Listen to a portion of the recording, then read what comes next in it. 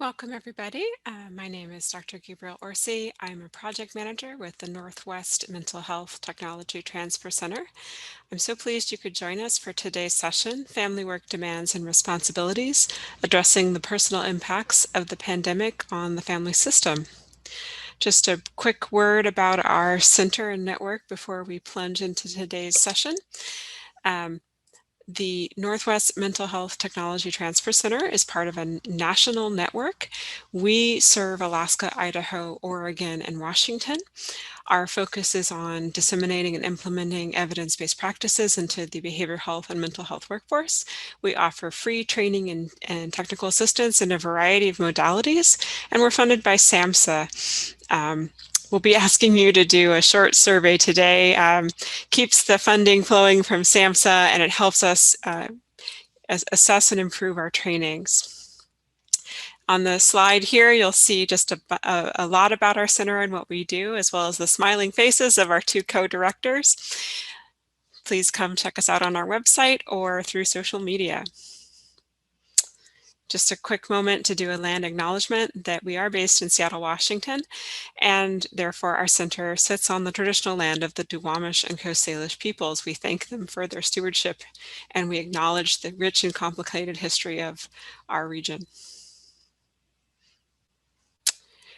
A quick note that we are very sensitive to using strengths-based, culturally appropriate, and recovery-oriented language. And keep in mind as well that we are recording this session, so be mindful of confidentiality if you're discussing work matters.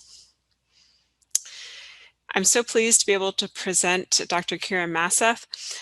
She is a practicing psychologist, an instructor at Seattle University, and a co-lead with the Washington Department of Health, Behavioral Health Team Strike Force.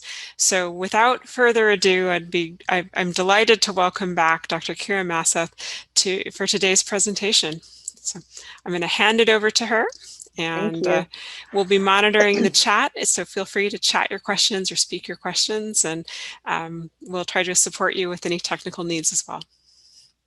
Thank you very much. Appreciate it. Hi, everybody. So it's a small group today, and we knew that there weren't a ton of people registered, and I would invite you to unmute yourselves or your cameras at any point if you want to engage, or if you're feeling like you're able to. That's fine. I really want to make sure that because it is a small group that we take advantage of the opportunity that we have, and that I answer as many questions as would be helpful for you or address specific issues or concerns or areas of interest that you have related to your work or what's going on. I would like to, Gabrielle, if it's okay, if we could do, I guess I would invite people to post in the chat what it is that their job role is. And if we could do the second poll, I think that would be helpful. If you could just, say where you work and what your role is in the chat, if you don't mind including that, it gives us a sense of what's going on. Oh, okay. Oh yeah, we also have an official poll, but if you are having any difficulty with the official Zoom poll, feel free to just type in the chat, whatever works.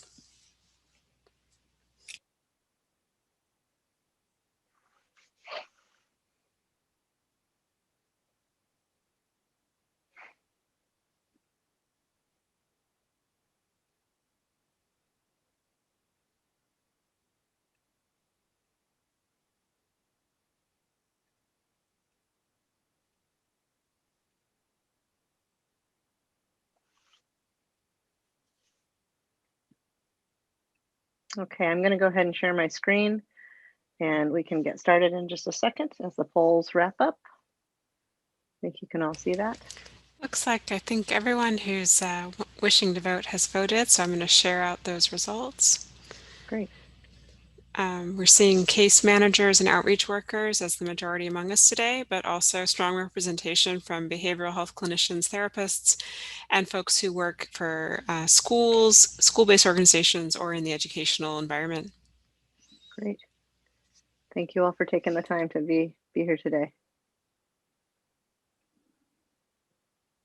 Let's see. Gabriel, could we go ahead and do the second one? That'd be okay.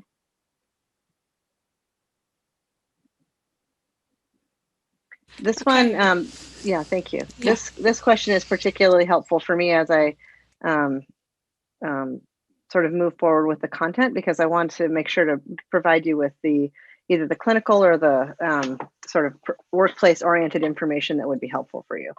I have two kids. They're 5 and 3, just turned 3, and I specialize in clinical practice in working with teenagers.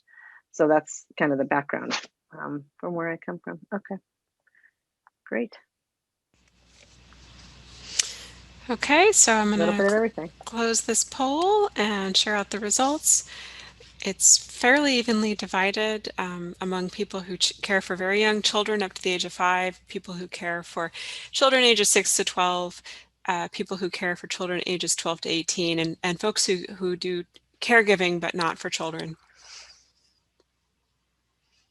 Cool. Thank you. Okay. I'm just going to jump right in. I really do want to encourage you to ask whatever questions that you have along the way to make sure that your purpose of being here and the kinds of questions that you have about these topics, about parenting and interacting and caregiving, are addressed today.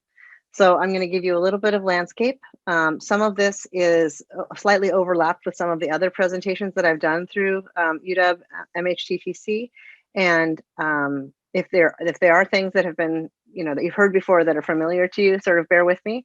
And I will get also to the new content about family communication throughout the developmental spectrum. And then I have some information too about back to classroom issues like returning to school and how parents, caregivers, and teachers can sort of try to support the navigation of that whole thing, which is obviously fairly complicated. So I'll just jump in. This chart, again, it may be familiar to some of you and maybe not to others, but it represents what the pattern is for behavioral health symptoms that folks experience in the context of a disaster. It has been adapted for Washington State for COVID specifically, but the pattern that's on here that's represented by the yellow line remains consistent across disasters and across the experience of the pandemic in other states as well, but the timeline is slightly different, right? So outbreak for Washington State was mid-March 2020, and we're now, we see that we're sort of headed out of what's called the disillusionment stage and up into reconstruction and recovery for most people.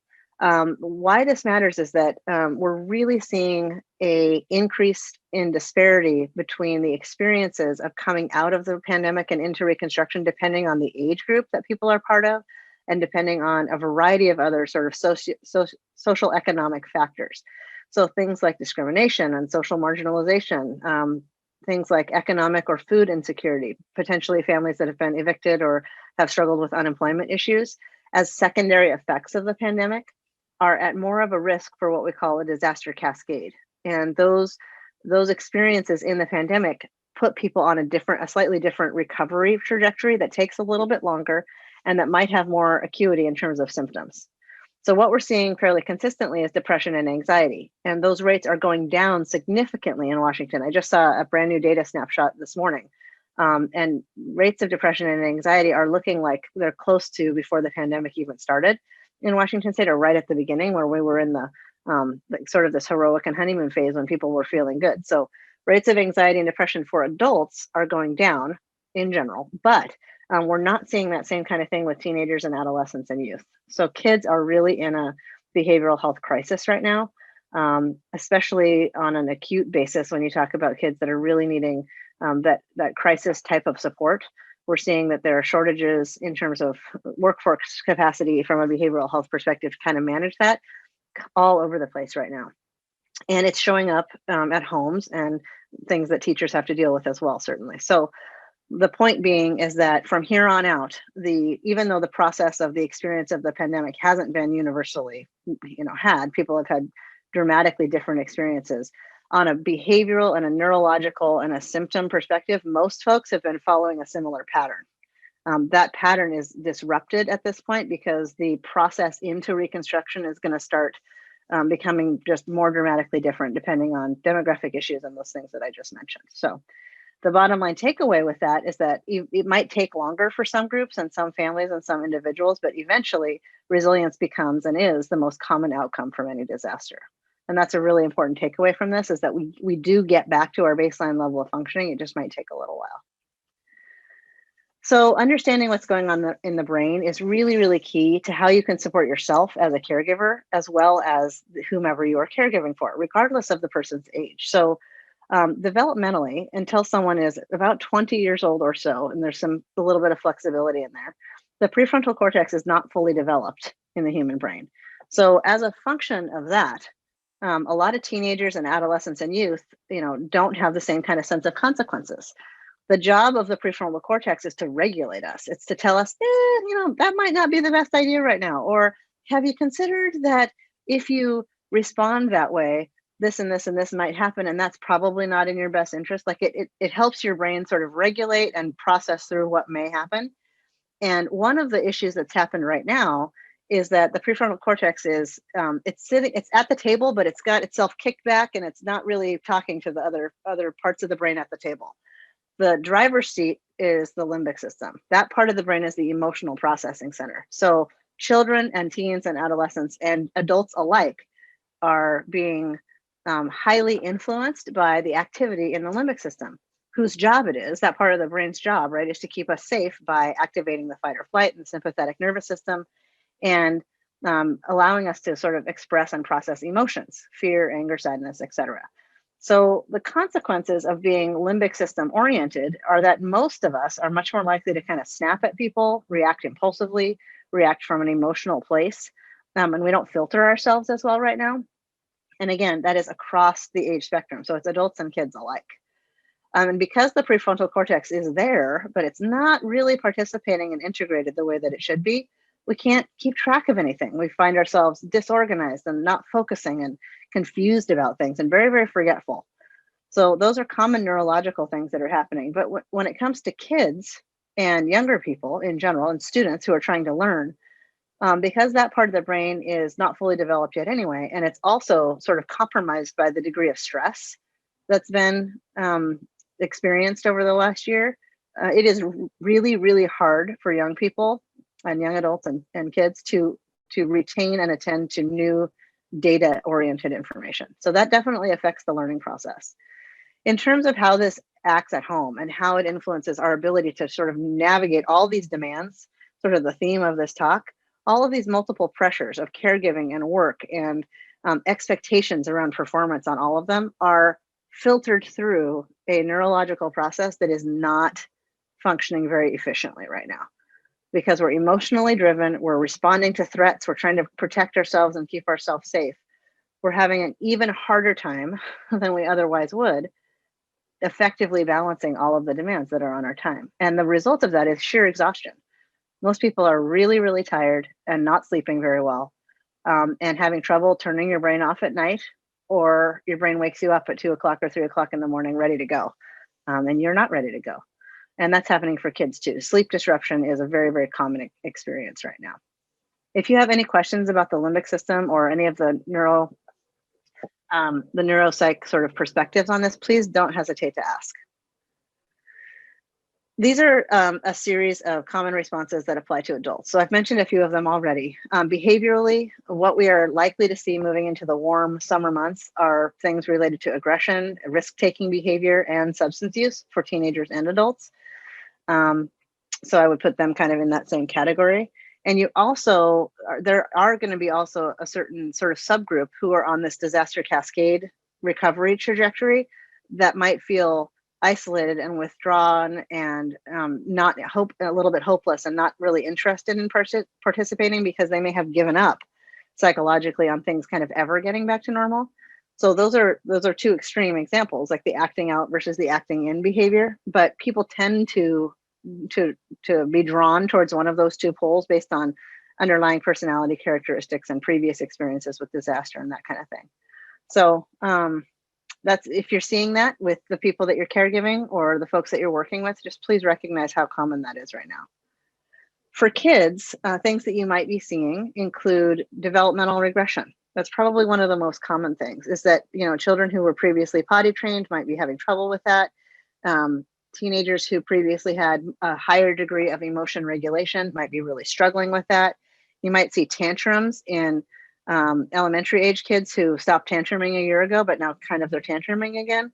So there are all kinds of there are all kinds of sort of normal developmental responses that kids struggle with during disasters. And these are just a few of the things on the list. Slight sleep disturbance, like I mentioned, and then headaches and stomach aches for adults and kids too. Okay. So balancing work and home demands. Some of the ideas, nothing that I'm presenting today is designed to give you more stuff to do, right? It's just things to consider.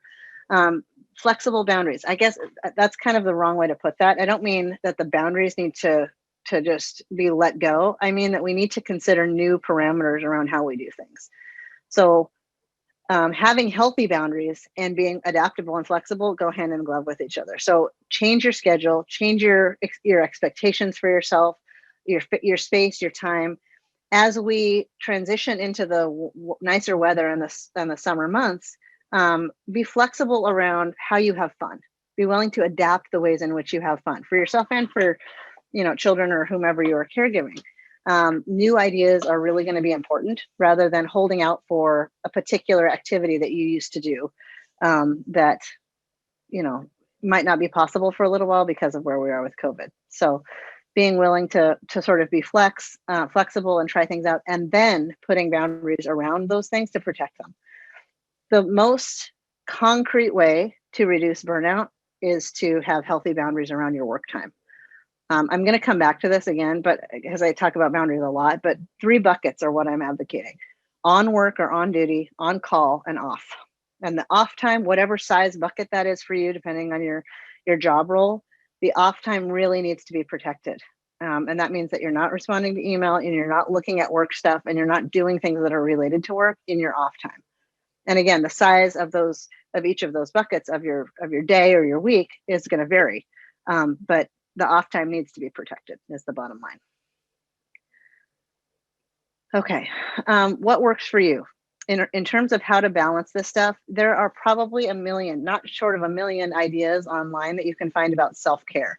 I'm not a huge fan of the term. I think it was overused before we even got into a disaster, but now it's almost laughable, like, oh, just engage in self-care. Like, just add that to the list of things to do. And that's really, really, really challenging to figure out. And so what I'm suggesting is that just, for everybody to make a list of the stuff that makes you feel better, even if it takes 2 minutes versus 5 hours, like anything goes on the list. And you can even organize it. If you're a colored highlighter or Excel sheet person like me, I like to try and organize things a little bit. Make a list of 5 to 10 minute activities, maybe 1 hour or so, 30-minute activities, and then longer time frames that make you feel better. When you have a bad day or a bad week or whatever it is, just pick something off the list. If one of your friends who knows you well is trying something new and suggests something, be willing to try it. Give new things a try right now too. It is hard for our brains to be creative when they're under so much stress. And so relying on tips and ideas from other people is a good way to start if you can't come up with anything. And then just keep trying stuff until you figure out what a good combination is.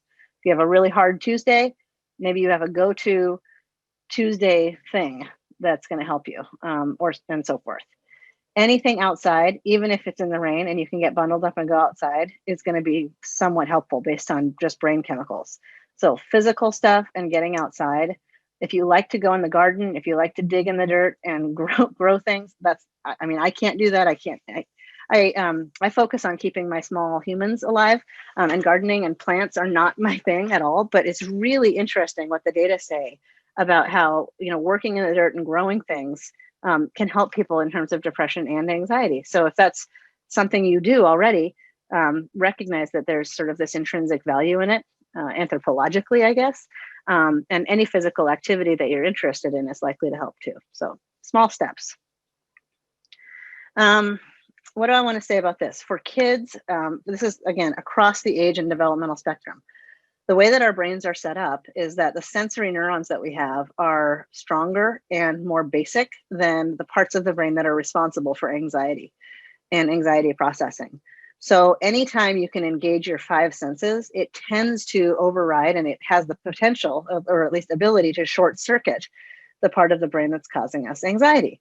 For humans, touch and temperature are particularly strong. Smell is good too.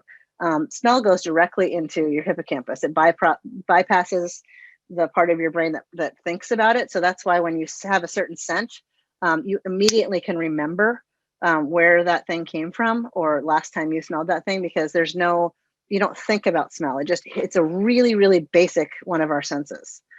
One of the recommendations that's on this slide, which might seem really weird if you haven't heard of it before, is putting an orange in your freezer and getting it out and manipulating a really cold object in your hands. Our fingertips have tons of neurons or of nerve endings in them. And when you manipulate a cold object, it really tends to short circuit that sense of anxiety.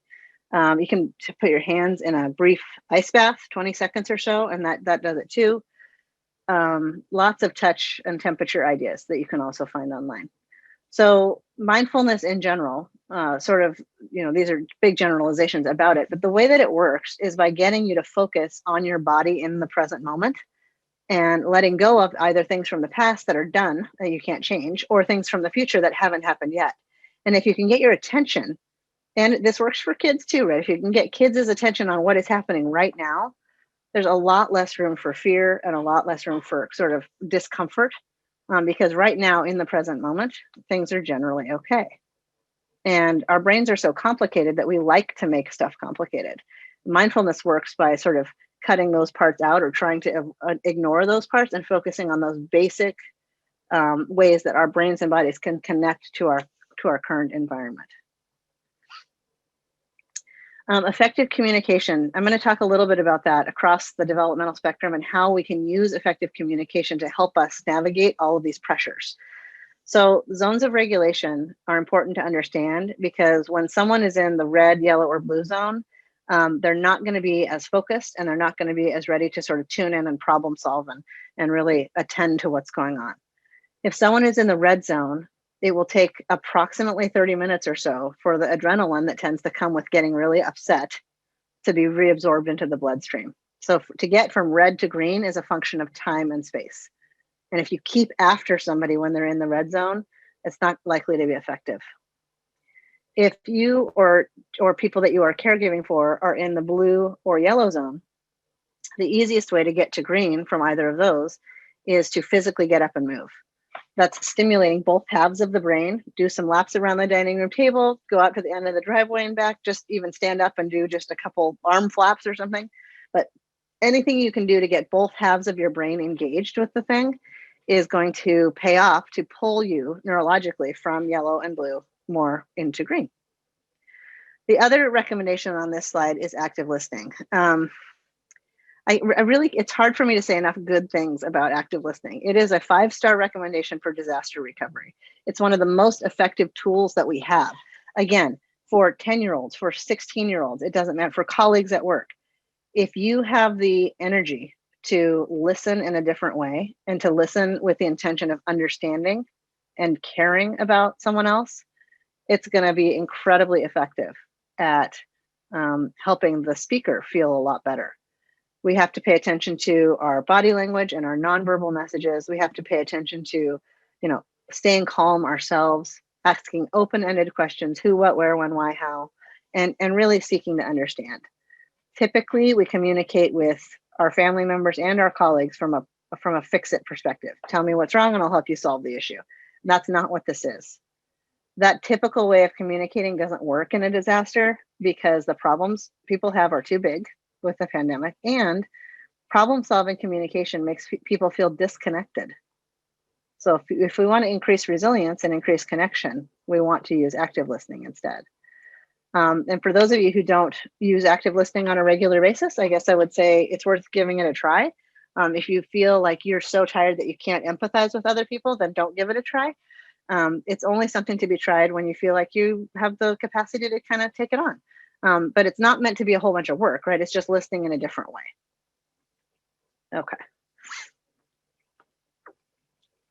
So family communication is strongly influenced by these zones of regulation. If you slow down and you let your prefrontal cortex catch up with whatever is going on, rather than the limbic system emotionally and impulsively responding, it's always going to go better. One of the old jokes is when you get an email and you find yourself reacting to it in a very angry way, walk away, get really worked up, and then come back and hit send. but that's the joke, right? If you walk away, give yourself time to get back from the red zone into the green zone, rewrite part of the email, tone it down, and then hit send, right? If you give your brain the space to catch up, you're generally it's gonna go a little bit better. If you have younger kids or you work with people who have younger kids, I would strongly advocate that the modeling that we do is way more important than any academic curricular stuff. It's about modeling emotion regulation. It's about our kids seeing us, lose it a little bit because we can't help that, and then seeing us try to work on it. And modeling that process is incredibly valuable. Taking a breath, saying, I'm really upset right now. I just need to take a breath, and then I'm going to respond. Another thing that is a really big misconception is that we should hide from kids when things are really bad. That's a misconception because children tend to make up in their minds. They're so creative, right? They're good creative thinkers. But they tend to imagine and create scenarios in their head that explain what's going on. And usually what they create is worse than the reality. So if you lose a family member to COVID or to anything, really, it's important to give accurate and developmentally appropriate information about what has happened and not to hide things from kids. They really do need to be part of rituals and processing and family discussion around not just the good stuff and the hard stuff, but the challenging and surprising stuff too. For teenagers and adolescents, that alliance is really important. Something that I recommend to most of my families with teenagers that I work with is to identify on a piece of paper in black and white what the behavioral expectations are in the household. These are the things you're allowed to do, and these are the things you're not, right? Such as, swearing or slamming doors. I'm making those things up, but whatever it is in your household. And if those things happen, there should be fairly straightforward or very straightforward behavioral reinforcers like consequences or rewards for the desired versus the non-desired behaviors. If it is black and white, and if it is clearly understood that these are what is going to happen, when I do X, then Y happens. And if you're able to sort of regulate that process a little bit, it's incredible because it takes the pressure off of the relationship. And what I mean by that is that if you have noticed or if you've seen that most of the relationship time that you have with an adolescent or a teenager is about bargaining over cleaning the room or making the bed or fighting about not picking up the dishes, then the fighting and the arguing and the bargaining is taking away from the discussion, the understanding, active listening, any other parts of the relationship that could be there. I know as a mom how difficult that can be, but it's difficult on the front end, and then it becomes a lot easier.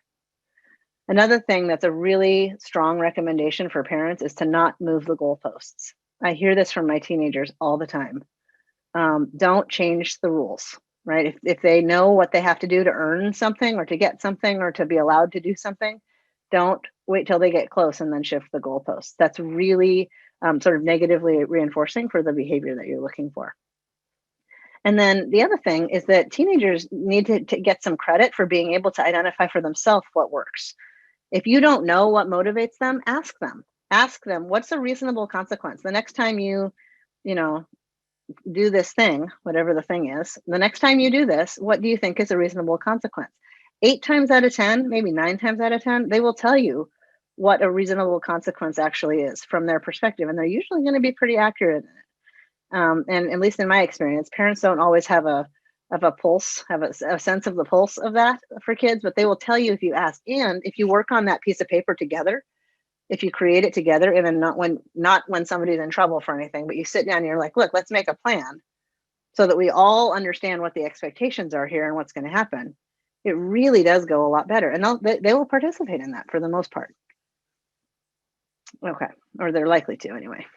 Other things about communication. Any window is a good window. Kids talk on their own time, on their own schedules. And I think it's just really important for all of us in terms of caregiving and balancing to leave that door open. They will walk through it at the most random times that you are not expecting, whether that's in a car ride or at 11 o'clock at night on a Tuesday or whenever. But any window is a good one when they choose to communicate. We need to shift our expectations about what performance and success looks like, not just for kids, but for ourselves right now. My kids have been eating a lot of chicken nuggets lately, and it's not the healthiest thing in the world. And I have got to figure out a way to be more okay with it. It's not their fault. It's not my fault. It's a function of all of the things we have going on. And I need to learn how to apply the same compassion that I try to show other people to myself and to kids as well. And that's what I'm encouraging with this. Shift your expectations for yourself as well as for other folks. For teenagers and adolescents, ask them what their goals. Don't assume. For young adults too, your worries and the things that you're worried about for them might be different than what they're actually worried about. So don't assume that you're on the same page, but ask them. And then don't talk them out of their worries, right? Ask them and validate their concerns. Sometimes it's hard not to be dismissive of the concerns that teenagers have because it seems so either disconnected from our sense of reality or just kind of confusing to us. So it's hard not to be dismissive, but active listening, if you can use it, is perfect here because it allows you to truly understand where they're coming from. In terms of power and the social modeling, slowing down, taking a breath, pausing before you react is really, really helpful in that regard too. Okay. Any questions on communication before I move on? You're welcome to unmute yourself or post in the chat again, as always. Okay. I'm going to talk a little bit about back to classroom considerations. So there's a lot going on with the return to classroom for kids, and it's not super easy for a lot of folks. Teachers are are having a hard time with it, and so are parents. There's this huge spectrum from super excited and super happy, and I'm so enthusiastic to go back to school, and other kids are terrified, and everybody in between, right? So recognizing that the process itself is kind of messy and that you're going to work as best as you can with the information that you have as it becomes available, and not to jump to conclusions and to make huge big plans that are for 6 months down the road before we have that accurate information or know what's actually going to come. Just work with what you've got in front of you right now and be willing to adapt the plan and adapt the expectations if you need to as you go. So focus on the essential mission critical parental self-care pieces for yourself and your kids or students to stay safe and to stay comfortable as much as you possibly can. Talk about it. Be open about the challenges. Be transparent about, we're going to try to work this through, and here's how we're going to do it as you create and make a plan. It's really okay to feel both things, to be anxious and to be happy, and to express that and to sort of open and facilitate discussion on that for kids. With school anxiety and school refusal, as a clinician and about neurology, what I have to say about this is that physical distress like stomach aches and headaches are incredibly real symptoms that can be caused from anxiety, right? So the physical symptoms aren't fake. They're not faking those things. But the more we avoid something that's a cause of anxiety, the more that neurological pathway is reinforced. And that's the case for adults and kids as well.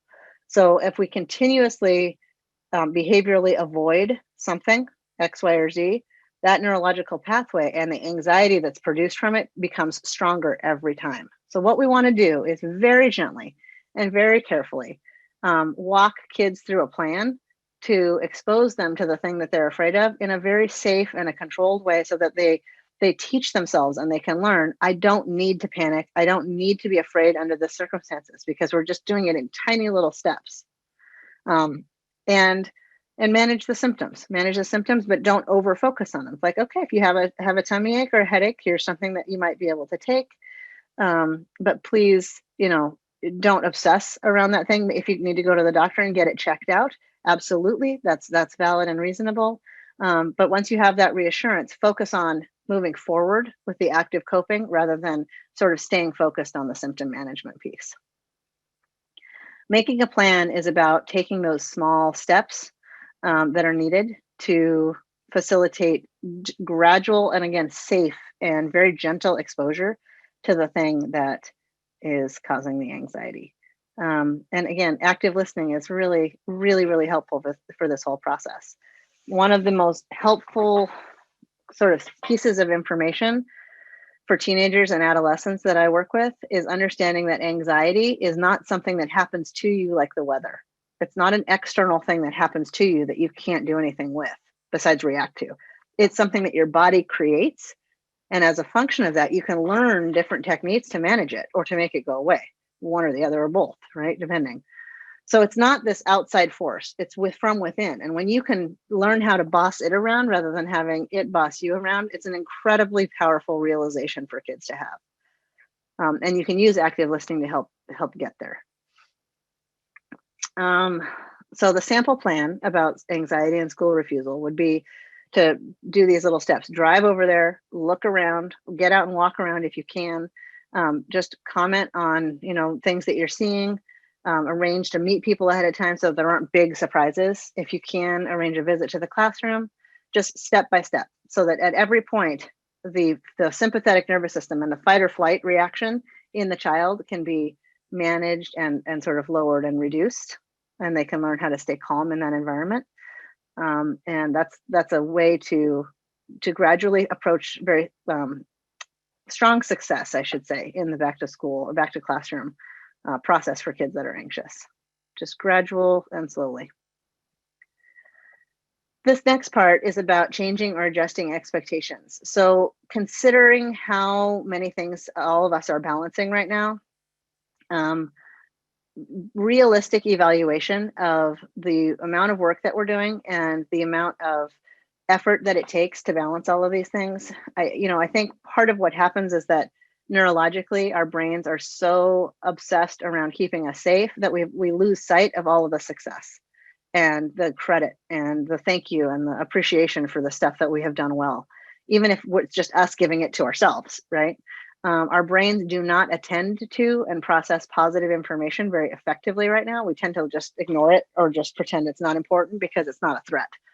So when we get good feedback from a teacher or a colleague or another family member about how we're doing, it's kind of like water off a duck's back. It doesn't internalize the way that it should. And so that's something that will help us with adjusting our sense of judgment on ourselves, is by absorbing the positive things and saying, yeah, you know what? I am doing a good job with this. It's a lot of chicken nuggets, but it's okay. It's doable. And then, adjusting our expectations for success and performance for kids too, and anybody that we caregive for. We are in a disaster. We cannot possibly operate in a disaster setting with the same level of performance that we would in a non-disaster setting. If you were applying that to any group of people anywhere in the world for any disaster, you would agree that that's the case. So why in this one have we, in a lot of cases, held ourselves and our colleagues to this expectation that, yep, it's just business as usual, when in fact we are in the pandemic disaster, and it affects all of these things, all of these neuropsych functions and all of our ability to regulate and everything. Be intentional about your choices and the decision making that you do, and recognize that right now success for individuals and families and community groups is related to a degree of effort more than outcome, because people are so disproportionately affected by this virus and this pandemic. The amount of success and the experience of success is really much more tied to how much effort it takes to get there, rather than some sort of a objective like bar that we're trying to reach. Okay. I don't know. Sorry, I'm trying to get a sense of if we have a whole lot more people in the. I don't know how many people all showed up. I guess there's not too many. I do want to encourage some discussion about this. We did a breakout room yesterday with this same talk, and I'd like to encourage some discussion if possible. We can do smaller breakout rooms if that's more comfortable for people, but I'd like to encourage some discussion around how you think it would work to manifest some of these things in your own experience, right? Whether it's healthy boundaries or shifting expectations or communication with kids or people you caregive for. What are the challenges and what do you think are going to be the easiest thing? And if we could discuss that a little bit, I think that would be helpful. Before we jump to breakout rooms, I just want to mention about this slide that boundaries are really about that balance of responsibility and credit. Like when someone is having a really good day, we don't take credit for that, right? So when someone has a really bad day, we don't think, oh, that's all on me when someone has a bad day. So that balancing out is really key to this emotional boundary stuff. Anyway, I'm happy to talk more about that in a minute, but Great. Gabrielle, do you have any thoughts on the breakout room? Yeah, we have about 11 participants, so I was thinking 2 breakout rooms, and Zoom Sure. will shuffle folks. And Sure. if you're just not feeling energized for the breakout, that's okay. You can hang out with us here in the main room, and you'll be invited by Zoom, and you can reject the invite to go to the breakout room. And we'll give about 7 minutes for discussion time in the breakout room. So Perfect. Thank you. we're opening the breakout rooms now.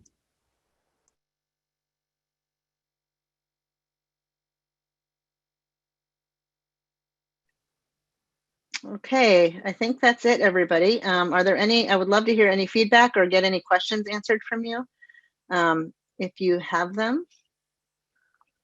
Anything else that came up in the breakout rooms that you would like to know a little bit more about?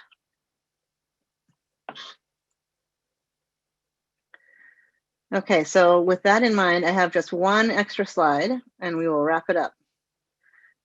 This is a model that summarizes the things that I'm recommending that parents and caregivers and teachers alike focus on as we move forward.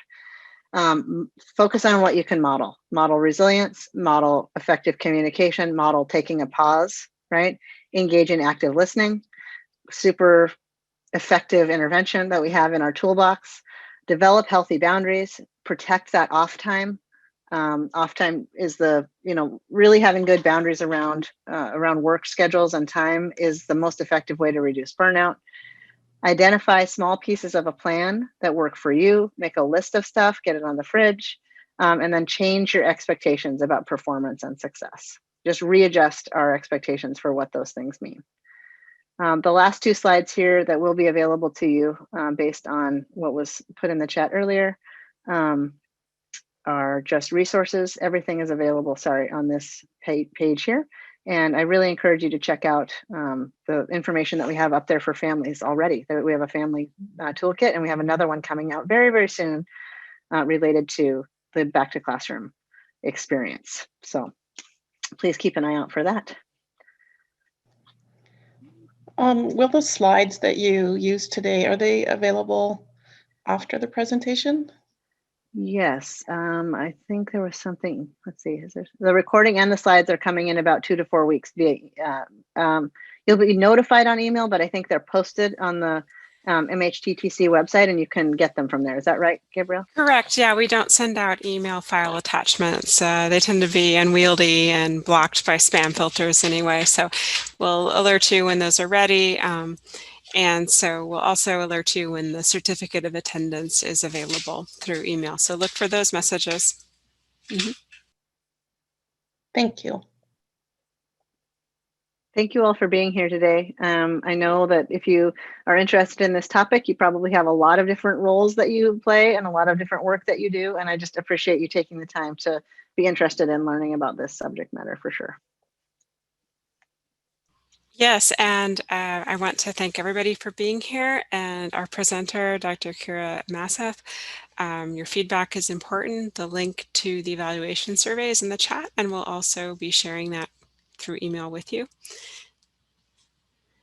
You can connect with us in various ways, our newsletter, Twitter, Facebook, and through our website, excuse me. So finally, thank you so much for joining us today. I think we've got 2 more installments in this series with Dr. Mauseth, May 4th or 5th, and then May 18th or 19th on more pandemic response topics such as grief and loss and resilience. So we're going to end on an upbeat note with resilience. Good. All right. So please come check out our website and get those details, and we hope to see you at another event soon. Thank you. Thanks, everybody. Bye-bye.